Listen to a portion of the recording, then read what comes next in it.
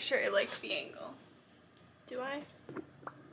Alright, we are ready to go. Woo!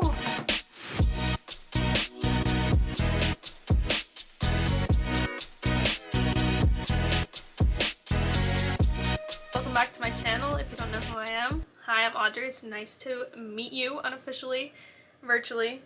I'm so glad you're here. If you like the quality of this video, let me know. I just invested in a new camera for my channel in celebration of 500 subscribers. Thank you guys so much. I'm just pumped that you're even here. We're hopping back into the advice videos. So my last video was a moving vlog. Go watch that one if you haven't already. I'll link it in the description. I wanted to make a video on the things I've learned in singleness. I feel like when you learn things in your life, you should share your wisdom with other people so that way they can learn too and hopefully not have to learn the hard way, because I definitely had to. I have a list of things here and we're just gonna get started. I'd say one of the first things that I learned is that it's okay to be alone. For the longest time, I felt like I always had to have someone with me. Even going back into like my childhood, I always had to be hanging out with a friend or like my family or something. When I moved out, I had a boyfriend, then I was engaged, and I always had like someone there. When my engagement ended, I really just took singleness seriously for the first time ever, and I was like, okay,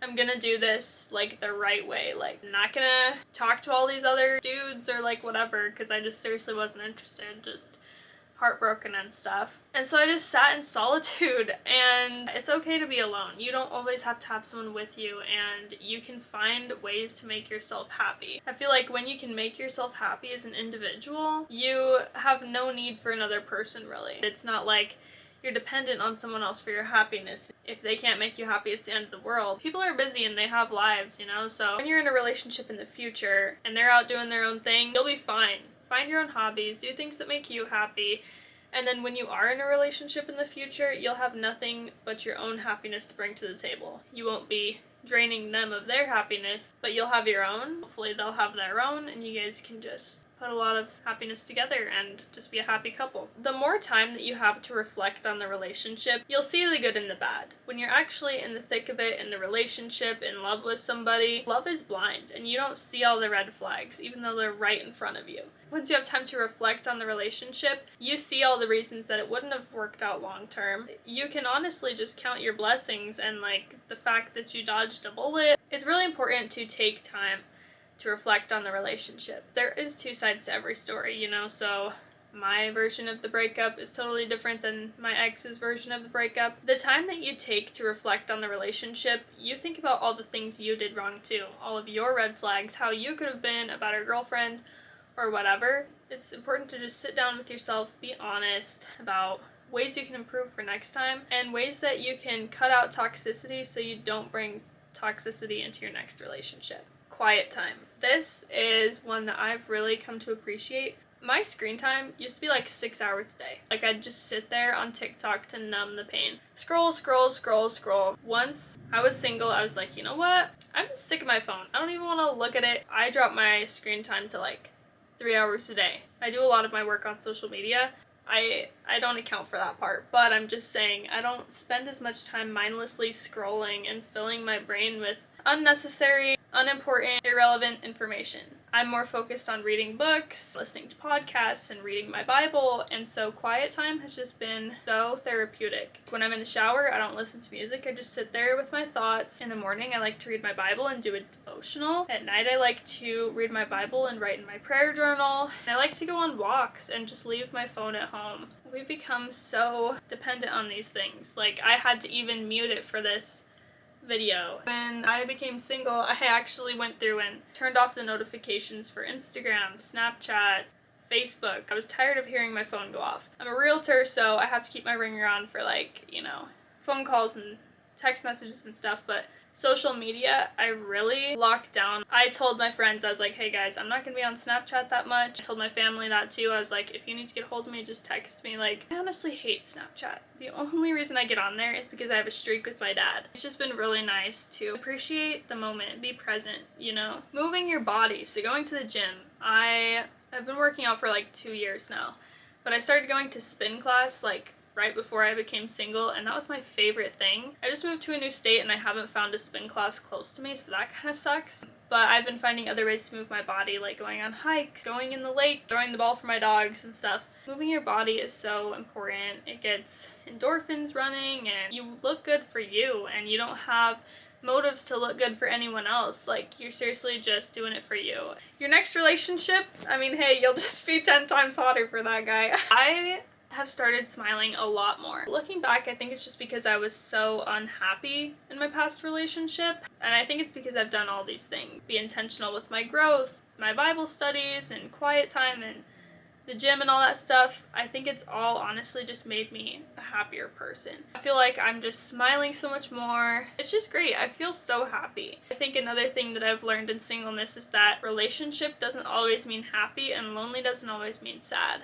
I'm happy and content where I am in my life right now. I don't really want a relationship. Also, I haven't found anyone I'm interested in pursuing yet. But that's how it should be whenever you are going into dating. Honestly, your whole life shouldn't even be about dating. You should be happy by yourself, content with where you're at in life. I feel like when you are there, it will just come to you because you're not seeking it. You're not unhappy trying to fill the void and just settling for the thing right in front of you, you know? Church and Christian community. Before my engagement ended, I started going to a Bible study. I've been a Christian my whole life, but this last year, going into 2 years, I've really been growing my faith a lot. I've let go of a bunch of things I used to do, stopped saying a bunch of words I used to say, stopped listening to a bunch of music I used to listen to. I've seriously just been following God. I feel like that just makes me so much happier. I'm not looking to the world and its promises of happiness. I'm looking to God because His promises are true. My group of Christian girls in Colorado seriously helped me. Having that community there, I don't know what I would have done without them. So God placed them in my life at the perfect time. Ever since then, I've just been so grateful for them, for Christian community. When you surround yourself with people like that, you just feel so at peace. If you're like lost and sad in your life and you like feel like you have no purpose and you're just depressed, please just like go to church or go to a Bible study and just see how you feel, because those people, they are so happy, and you want to know why? Because Jesus' light is shining through them.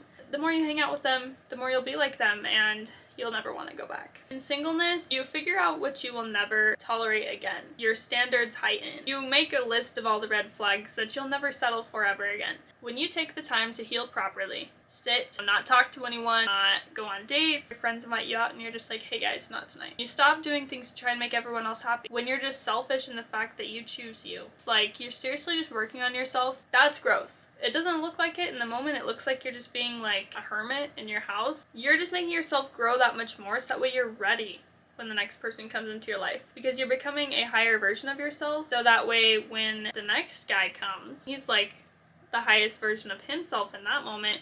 You guys can just like be the highest versions of yourself together. You can seriously add to each other instead of one of you taking away from the other one. The last thing I've learned in singleness is that you have no desire to be in a relationship just to be in a relationship. Doesn't mean that you're not looking. You're not in serious pursuit of it because you just feel like when the time is right, God will make it happen. If people around you have boyfriends and girlfriends, you don't feel like you have to just date someone because they are. You're saving yourself for the next big thing, like the next great guy, the next great girl, if you're a guy and you're watching this. All my friends have boyfriends. One of my friends just got engaged. I'm just here happy for her and like happy for my other friends, but it doesn't mean that I am desperate to be in a relationship. Singleness is pretty awesome.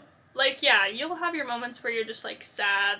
When you get sad, you just gotta pray, read your Bible, go on a walk, and just remember these things. Singleness really is a gift because it's preparing you for your future spouse, especially if you heal the right way and you heal with God. If you're in a single season right now, just know you're not alone. I know it can be hard sometimes. It really is just preparing you for God's plan, the things that God has in store for you. They're way better than the things you've been through. It's that Bible verse, the pain you've been feeling can't compare to the joy that's coming. Just remember that in your waiting season. Just trust God's plan because that's all we can do. You don't want anyone's plan except God's, right?